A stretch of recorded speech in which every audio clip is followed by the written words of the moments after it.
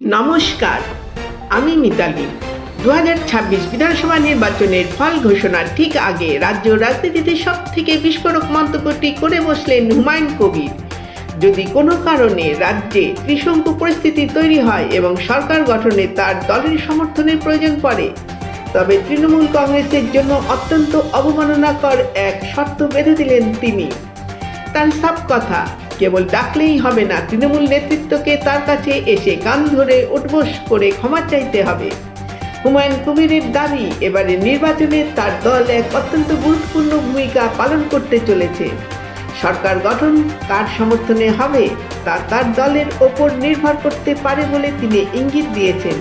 এই পরিস্থিতিতে তৃণমূল কংগ্রেস যদি তাকে পাশে পেতে চায়, তবে সমীকরণ যে সহজ হবে না তা তার কথাতেই স্পষ্ট।